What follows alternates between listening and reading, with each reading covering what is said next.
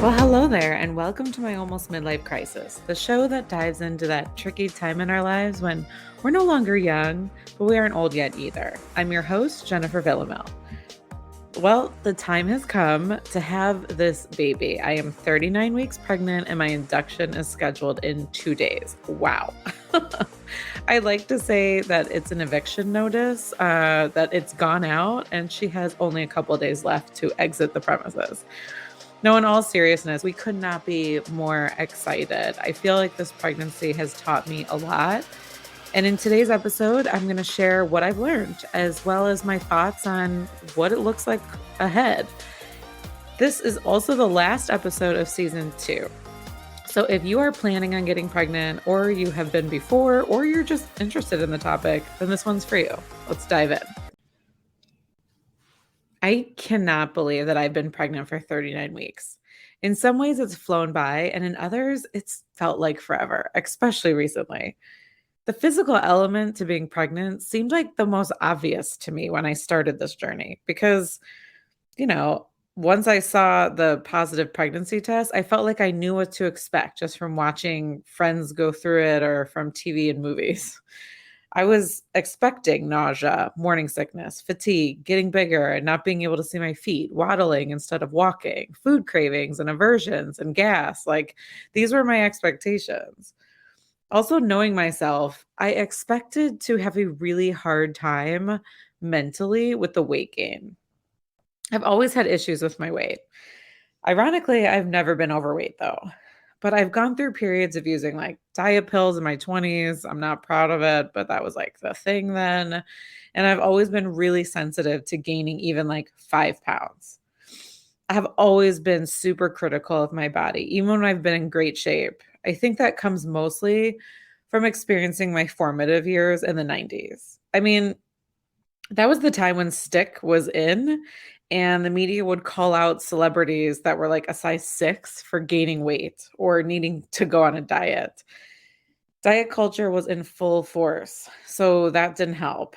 So knowing that I had weight sensitivities my whole life, when I became pregnant, I was really concerned that I would have a really hard time with weight gain. But I have to say that this piece was a lot easier than I thought it would be. Did I gain weight? Yeah.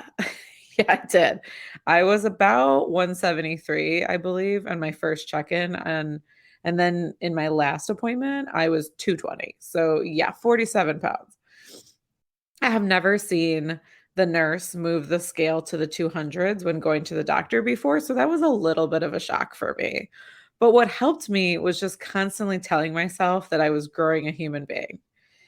And I was further, as I got further along with my bump and it was getting bigger, I was also feeling her kick more, which was a good constant reminder. As I progressed in my pregnancy, the bump actually came in handy because visually it told the world I was pregnant. Strangers are like a bit nicer to you when you have a massive pregnancy bump. Like I live in downtown Chicago, and most of the time you're invisible when you walk around. And honestly, I don't mind that. But now I'm hard to miss. Let's just put it that way. People are more likely to hold the door for me. I see folks like blow the cigarette smoke away from me, or actually even like wait to light the cigarette until I walk past, which I appreciate. In general, people are just a little bit more patient with me wherever I go, which I have to say I'm going to miss once I get back to being my more normal size. And from what I hear, this patience does not continue and to become a mother. So that's a shame. In terms of the side effects, I honestly, all things considered, I think I had it pretty easy. I only vomited once. I never got hemorrhoids. My constipation got really bad in my first trimester, but once I discovered colace, this really hasn't been an issue since. And in saying that, there were also things that did surprise me a little bit. Like, I don't think I truly ever experienced fatigue like that in my pregnancy. Like, just that sudden feeling that I couldn't even keep my eyes open was intense. I have never been someone that's been able to nap. Like, I'm not a napper. But boy, did that change in my pregnancy. Now I cherish like a 30-minute to an hour nap, and it does not impact my ability to be able to fall asleep later. I stopped getting waxed months ago because I was becoming too sensitive down there, and I honestly miss it dearly. I know I have a while for this one because I'm not trying to do this when I'm recovering. But I can't wait for the day to get this done again. I'm also really over the bloody noses, and the bleeding gums. I will say I didn't even like know that was a thing. I have no idea why these are side effects. Like I feel like when you look up side effects and you look for like why this happens, like 95% of the time they're just like hormones. It's like just a just like the standard answer. It's just hormones. But bleeding gums and bloody noses, I am really looking forward to not having those issues moving forward.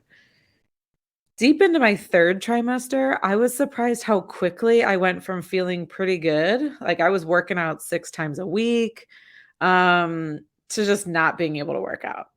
Like the last 2 months of my pregnancy have been really tough physically. As my bump has grown, it has become much more uncomfortable being on my feet for longer than like 30 minutes at a time. Not just from being out of breath, because literally I'm talking right now and I'm like out of breath. So it's not just that, but it's actually mildly painful to be standing or walking too long without resting. I start to have like pain in my pelvis from the weight. And while I do use belly bands and they do work, they don't eliminate the feeling. Even riding in our car has become uncomfortable. Like city streets and potholes are not my friend right now because I feel every single one with like this twinge of pain in my lower belly and pelvis. I could definitely tell when I've done too much that day and need to relax. Like, for example, the other day, I had to like run a couple errands. Our nursery dresser, which was ordered in May, finally arrived. So I was rearranging things and finishing the nursery. And then at night, we had Christian's family over for his mom's birthday. And by the end of the night, I was not feeling well. Like my back was killing me.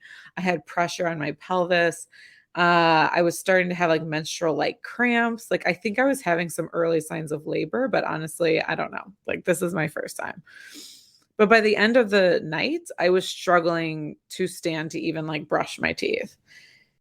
In general, I've learned more about my body in the last 9 months than the other 39 years combined.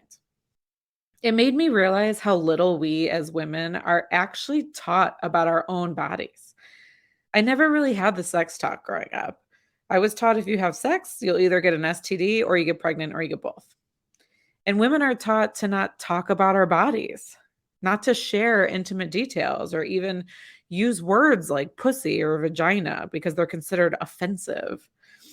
A lot of women have never even looked at their vulva or discussed changes in discharge. And all of these things are almost considered taboo to discuss or TMI.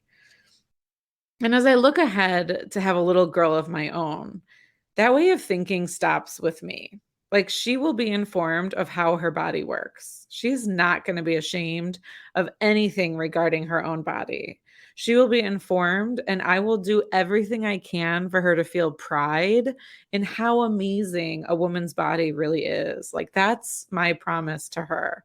Because I never want her to have the feeling I had when I realized how little I truly knew halfway through my life. It's important she's an expert in herself so she can make the right decisions for her. And as a mother, that's really important to me. Now, while pregnancy has some physical challenges that I wasn't expecting, the mental part was the part that surprised me the most, actually. When you look at TV and movies or even in real life, like pregnant women are always like, they have that glow. Like we're supposed to just be so excited and happy and don't complain too much. And in a lot of ways, we're also supposed to just go about our lives without having pregnancy impact our day to day. I was really lucky because I was able to take a step back from working during my pregnancy, and I don't have other kids to take care of. I mean, I have a fur baby, but I don't have like actual children. But so many women work up until the day they give birth and have an entire household to take care of while they're dealing with all the pregnancy changes. Like physically, that's got to be difficult, but mentally, I don't even know how they handle it. While excitement is definitely part of it, and it's the best part, let's be honest, I was surprised how difficult being pregnant can be mentally. Earlier this season, I discussed, I was starting to have a really hard time feeling isolated from my friends because I was the only one pregnant and I was borderline depressed there for a little bit. And that was definitely not something I was expecting. But in my third trimester, I'm started to just feel like done with the physical changes and definitely done mentally. Like, I'm a Leo, okay? And for my whole life, I always thought, oh, I love being the center of attention. But this pregnancy has shown me that even I have my limits, and I've hit that limit. Like, being the life of the party or telling a story at dinner are very different scenarios than pregnancy. Having someone compliment you on your dress for a party is different. These instances are short served. Like, you get short bursts of energy, which are enjoyable. I like them. But being pregnant is a long-term attention game. It's 9 months of intense attention. It is constantly being asked how you are, how are you feeling? But the catch is that people don't really wanna know. Like, they don't wanna know. They want you to say that you're feeling good and that you're just ready to meet your baby and you're excited. They want you to say that you're catching up on sleep and you're preparing for the next chapter. They don't wanna hear how you haven't had a good night's sleep in 6 months or more. They don't want you to say how everything hurts, you're peeing every 30 minutes, and you're annoyed for no reason. And they don't want you to ever say you're tired of being pregnant. And while you appreciate the concern and you know that, you know what, it's only coming from a good place and they have the best of intentions, especially friends and family, having to answer those questions is exhausting. And sometimes I just want to say, I feel like shit. Like, how are you? How are you today? And if you are more honest, you get corrected, or your feelings are sometimes just totally invalidated. Like if you say, I don't know, I'm feeling as big as a house, you get, no, you're beautiful. You're growing a human being. And I truly appreciate that. But in the moment, it doesn't negate the feeling that I'm as big as a house. And while I am growing a human, I'm also having trouble wiping my own ass because of the angle that I have to bend on the toilet. Like maybe I have that glow, but that doesn't erase the fact that my eyes are burning because I'm exhausted and my esophagus is on fire from acid reflux from just, I don't know, drinking water. Being excited about meeting my daughter doesn't mean that I don't lose my breath just putting pants on, but no one really wants to hear that. The comments about your body and the rubbing of the belly are also one that I am never getting used to. And from what I hear, this continues after birth. The comments, not the rubbing, because that would be seriously messed up. Like, I hope that people don't continue doing that. Like, how's your post belly? Like, that would be messed up. I realize that it's really hard to ignore the changes in my body because, listen, they're visibly apparent. Okay. They're very apparent. And at times, it can be beneficial, like I mentioned before. Like when you first start showing, it's exciting to get noticed for being pregnant because it's new, right? And it's still cute. Like your belly's still cute. And the rest of you hasn't changed much. But then fast forward to the third trimester, and I am looking forward to being invisible on the street again. Like I can't go anywhere now without someone asking me questions or commenting on my body. Like when you see the family and they're like, wow, you're so much bigger than last time, or you look like you're ready to pop. Are these true statements? Yes, of course they are. But do I need the constant reminder that I'm getting huge? No, I don't. Like I am painfully aware that I am turning into the size of a tiny house. I don't need the constant reminder of comments. So thank you.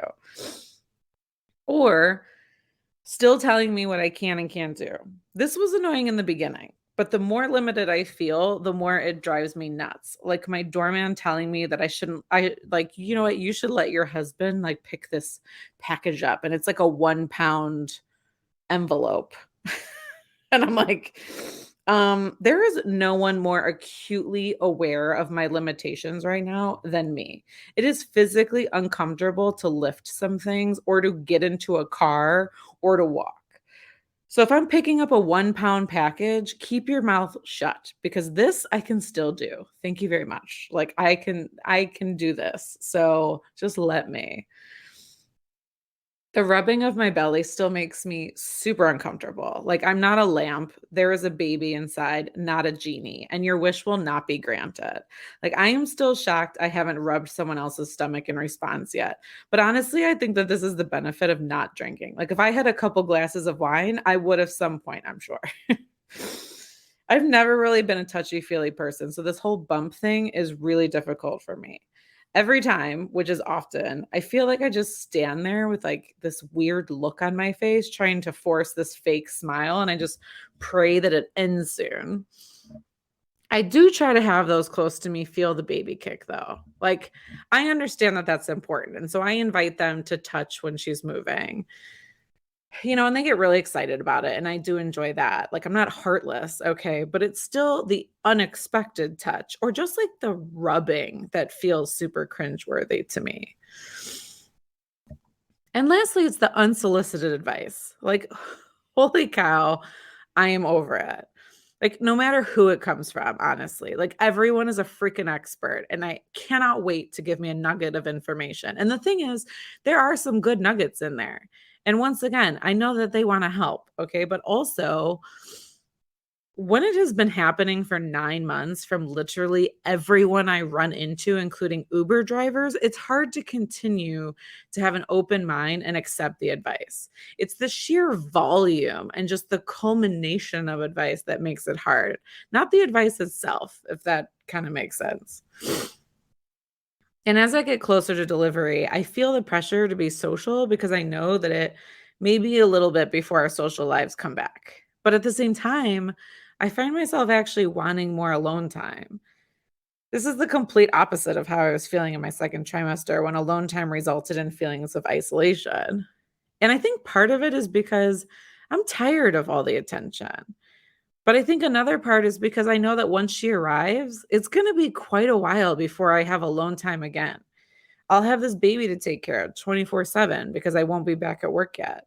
I'll have my mom here for 3 weeks to help support. I'll have Christian's family coming over to see the baby. And because I want to try breastfeeding and I'll be in recovery, there won't be a lot of time like just for me.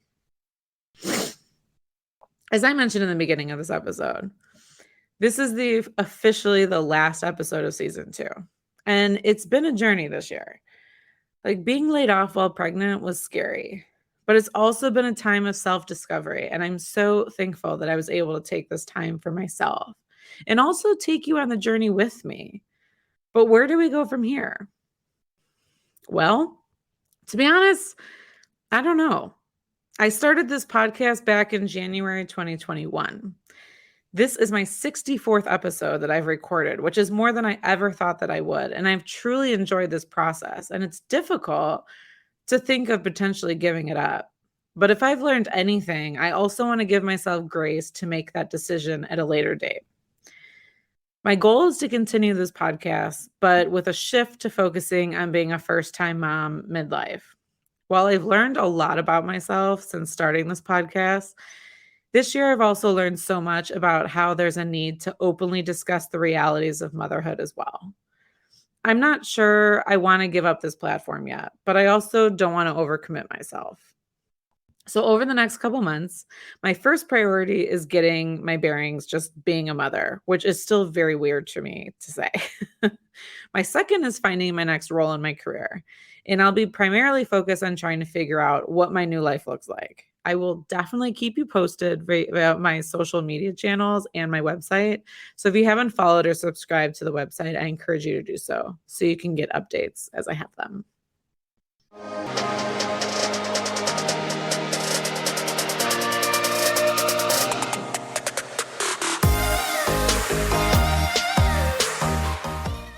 When I started my almost midlife crisis, it was because I felt like I was going through a crisis of my own.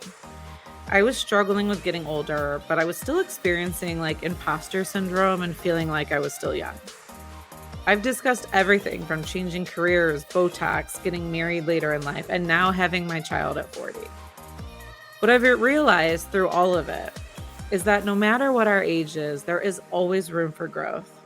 There is always an opportunity to challenge ourselves to be better, to change, to think differently.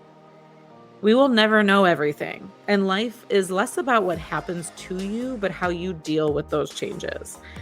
Sometimes plans don't work out the way you expected them. Sometimes when you reach a goal, you're surprised it doesn't feel as rewarding as you thought it would. Sometimes what you want changes. And all of this is normal. All of this is what makes life interesting. So embrace it. Don't get discouraged. Look at each moment as an opportunity to grow and do better. Give yourself grace and give yourself a damn break. Be kind to yourself and put yourself first. Thank you so much for joining me on this journey. I think this is a goodbye for now, but not forever. Don't forget to follow me on Instagram and Facebook because these are going to be my main sources for updates. And subscribe to my almostmidlifecrisis.com to get updates on what's to come. Until then, cheers to you. Thank you for supporting this journey, engaging, and listening to me figure it out for the last 2 years. Until next time.